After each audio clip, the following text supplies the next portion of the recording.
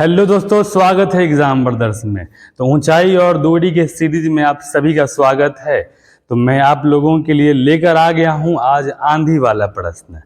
आंधी वाले प्रश्न में होता क्या है बाबू, तो आंधी आता है और आंधी आने से पेड़ जो है वो आधा पर से टूट जाता है और टूटा हुआ भाग जमीन पर इस प्रकार गिरता है कि एक समकोण त्रिभुज बनाता है।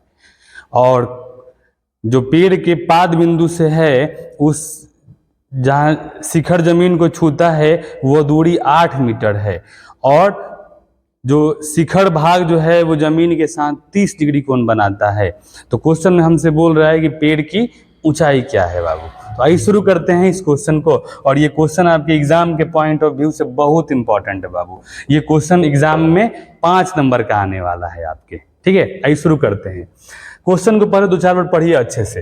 कह रहा है कि आंधी आने से एक पेड़ टूट जाता है और टूटा हुआ भाग इस तरह मुड़ जाता है कि पेड़ का शिखर जमीन को छूने लगता है और इसके साथ 30 डिग्री का कोण बनाता है। कितने का? 30 डिग्री का कोण बनाता है।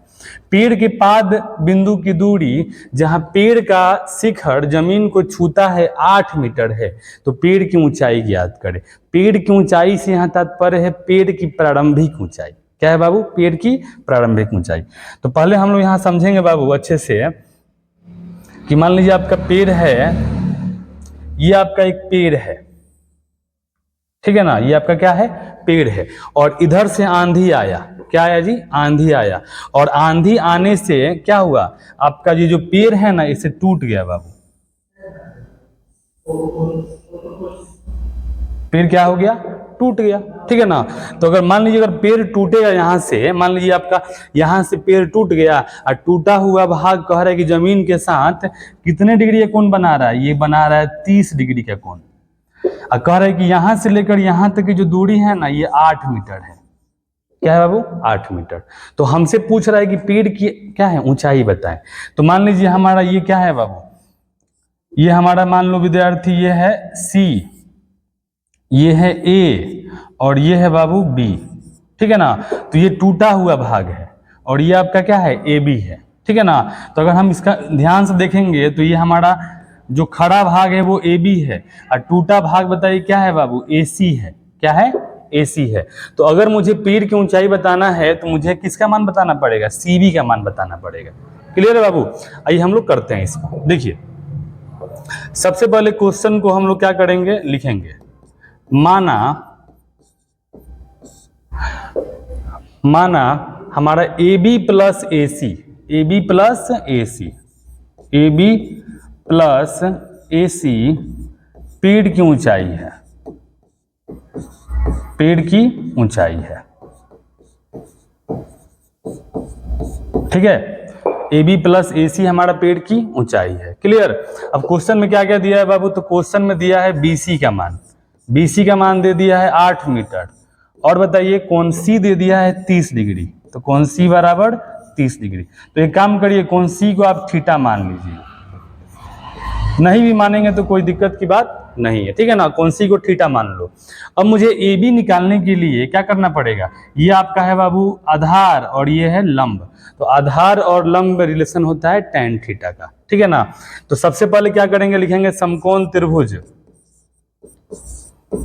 समकोण त्रिभुज एबीसी में, एबीसी में मुझे ए बी निकालना है। क्या निकालना है बाबू? A B. तो ए देखो यहाँ पे आधार दिया है और लंब निकालना है। तो आधार लंब रिलेशन होता है tan थीटा। तो यहाँ लिखेंगे हम लोग tan थीटा। तो tan थीटा बराबर हमारा हो जाएगा लंब। तो लंब हो जाएगा ए बी, आधार बताइए बाबू क्या हो जाएगा? B C. क्लियर है ना जी। अब देखिए हम हो जाएगा tan और थीटा का मान बताइए। थीटा का मान दे दिया है 30 डिग्री। तो ये हो जाएगा tan 30 डिग्री। ए बी का मान नहीं मालूम है, ए बी का मान निकालना है बाबू। बी सी का मान देखो दिया हुआ है क्वेश्चन में 8। क्लियर है ना जी। tan 30 डिग्री का मान बताइए होता है 1/√3 बराबर ये हो जाएगा ए बी बट्टा में 8। अगर हम इसको क्रॉस मल्टीप्लाई करेंगे क्रॉस तो √3 में ए बी से हो जाएगा √3 ए बी बराबर ये हो जाएगा 8 एकम 8। क्लियर है ना जी। अब मुझे यहां से ए बी का मान बाबू मिल गया। क्या मिल गया जी? 8/√3। लेकिन मुझे तो ए बी नहीं ना निकालना है, मुझे निकालना है पेड़ की ऊंचाई, और पेड़ की ऊंचाई को मैंने क्या माना है, ए बी प्लस ए सी। तो अब मुझे एक बार और ए सी निकालना पड़ेगा बाबू। तो अब देखो यहाँ पर ये आधार दिया हुआ है और ए सी भी निकालना है। तो आधार और कर्ण में रिलेशन क्या होता है बाबू, तो आधार और कर्ण में रिलेशन होता है कॉस थीटा। तो यहाँ लिखेंगे पुनः समकोण त्रिभुज एबीसी में,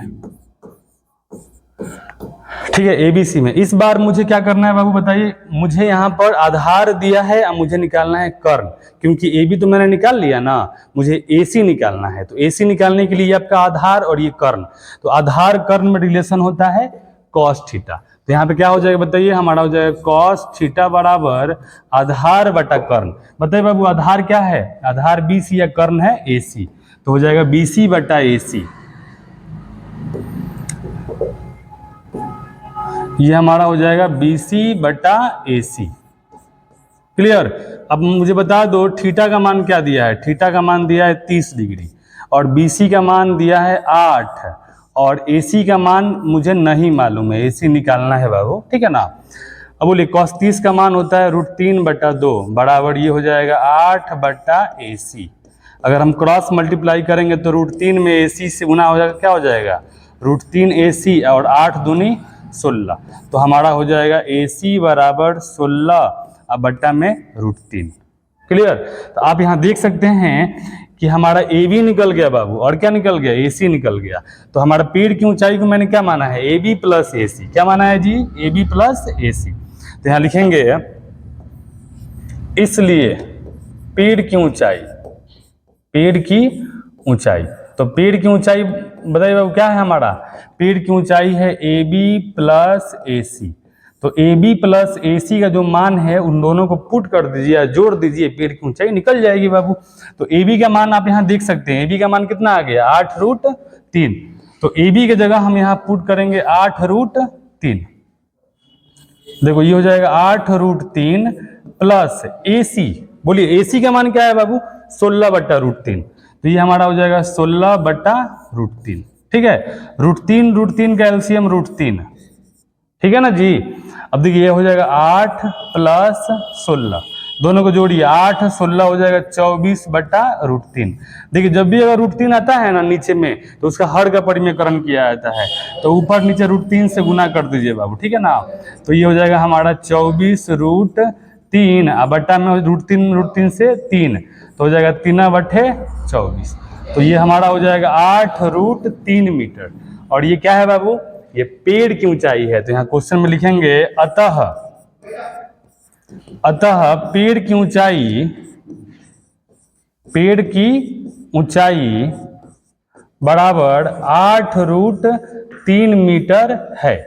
और ये क्वेश्चन जो है आपके एग्जाम के पॉइंट ऑफ व्यू से बहुत इंपॉर्टेंट है बाबू, ठीक है ना।